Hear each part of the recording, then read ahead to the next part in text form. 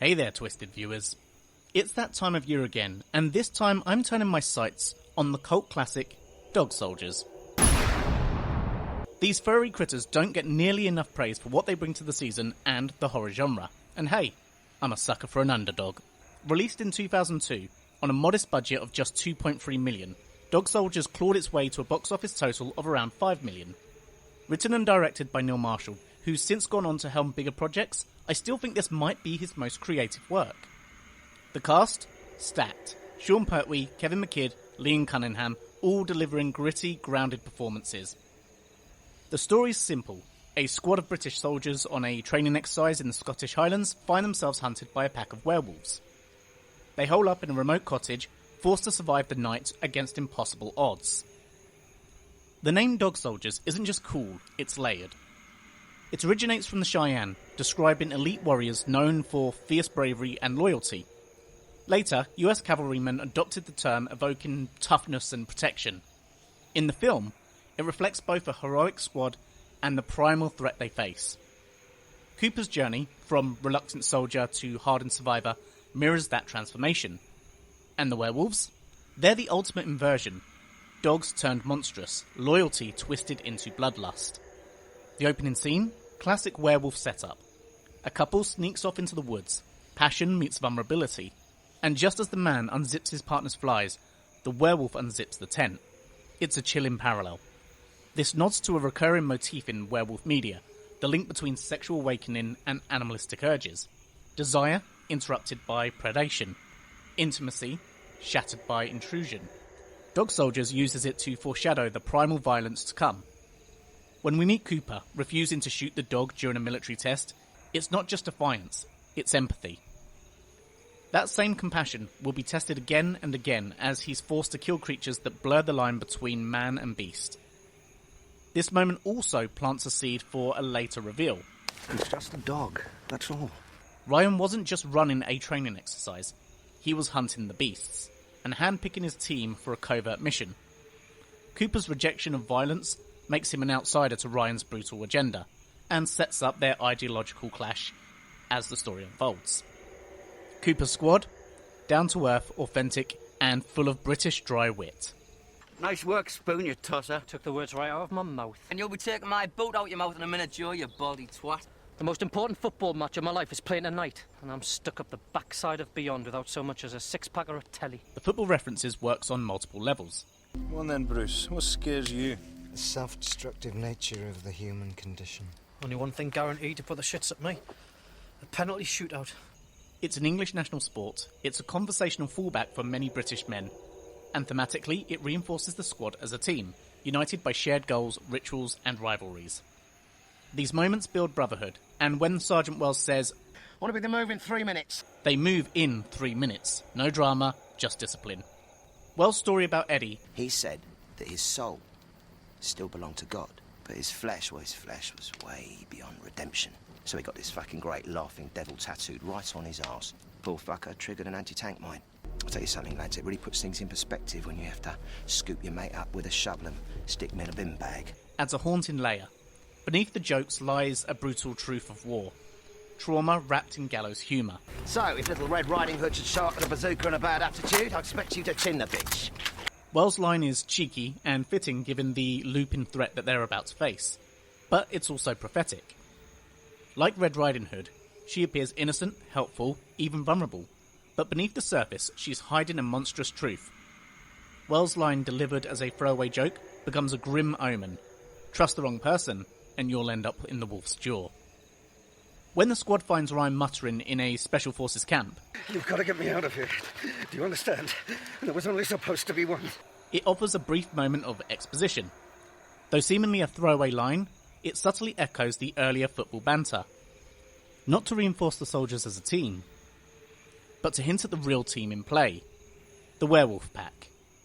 The football metaphor works as misdirection. We're primed to think in terms of human camaraderie, shared goals and tactical unity, but the true coordinated force lurking in the shadows isn't the squad, it's the predators hunting them. They're packing all kinds of weird shit. Tranquilizer darts, nets, you name it. Cooper's keen observation that the gear isn't standard issue adds to the unease. Something's off. The mission wasn't what it seemed, and the real players, the pack, have already taken the field. The first on-screen death, Corporal Bruce Campbell, impaled on a tree branch, sudden, brutal, quiet. No music, no struggle, just shock. The squad's rhythm breaks. They're no longer soldiers, they're prey. The werewolves stay off screen early on, building tension through implication. We hear snarls, see torn bodies, and watch the squad unravel. This scene echoes classics like Jaws, where the threat remains unseen, forcing the audience to fill in the blanks with their imagination. It's a psychological trick. What we don't see is often more terrifying than what we do. This restraint lets the viewer project their own fears onto the unseen threat, making it more personal, more primal. It's not just about what's hunting them, it's about what we think is hunting them. And when the creatures finally do appear, the payoff is brutal. The suspense has done its job, and the horror lands with full force. The cottage offers a brief reprieve, a moment to regroup, lick their wounds, and catch their breath. But something's off. The shift in setting tightens the tension. Limited space means fewer escape routes. Darkness and silence amplify every sound, every shadow. Dinner's warm, plates are set, food bubbles on the stove. It's a classic horror beat, the uncanny normalcy of a place that should be abandoned. The domesticity of the scene clashes with the chaos outside, creating a creeping sense of dread. 100 men of Harlech making a desperate stand against 10,000 Zulu warriors. Outnumbered, surrounded, staring death in the face, not flinching for a moment. Balls of British steel. You're bloody loving this, aren't you? This is a great moment that reinforces the soldiers' bond and highlights the gallows humour they use to cut the tension. With Wells down, Cooper is forced into leadership, a role which he takes to like a fish to water. When you get as many pots and pans as you can lay your hands on, fill them with water and keep them on the boil, alright? Terry, while you're at it, stick the kettle on. Could all do with a brew. The werewolf siege on the cottage is a masterclass in tonal layering. It begins with eerie anticipation. Everything goes quiet. The squad braces for impact. And right in the middle of it all, Terry's chewing gum like he's waiting for a bus. That casual defiance adds a touch of levity, a human moment before hell breaks loose. Gunfire erupts, tensions spike, and the squad scrambles to hold their ground. But Dog Soldiers doesn't just rely on bullets, it throws everything but the kitchen sink. Cooper hurls a boiling pan at a werewolf clawing at the door. Terry loses his shotgun to one of the beasts, flipping the power dynamic. And Cooper, again, ever resourceful, uses a camera flash as a makeshift weapon.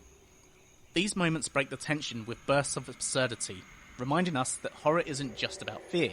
It's about survival, improvisation, and sometimes dark comedy. Spoon's final taunt Dogs. More like pussies. is a moment of bravado that flips fear into mockery. Seconds later, he's yanked through the window. He doesn't just die, he exits with attitude. As the soldiers hatch a desperate plan to reach the Land Rover in the shed, the film pivots into full-blown siege horror. The werewolves aren't just strong, they're smart. One creature climbs a rope to breach the upstairs window, showcasing dexterity and problem-solving beyond animal instinct. Meanwhile, in the shed, another wolf feasts on Terry's corpse and then hurls a severed head at Joe, a grotesque display of dominance and psychological warfare.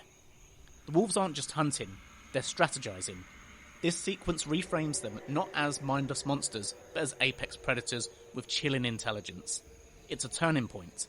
The soldiers' tactical edge is gone, their numbers are dwindling, and the house is no longer their refuge, it's a trap. Then, silence. We are about 2/3 of the way through the movie. Megan plays Claire de Linaire, Debussy's Ode to Moonlight. This moment punctuates the end of Act 2 and ushers in Act 3. It's a requiem, a mourning, and a nod to an American Werewolf in London. In a film defined by grit and violence, this moment is introspective.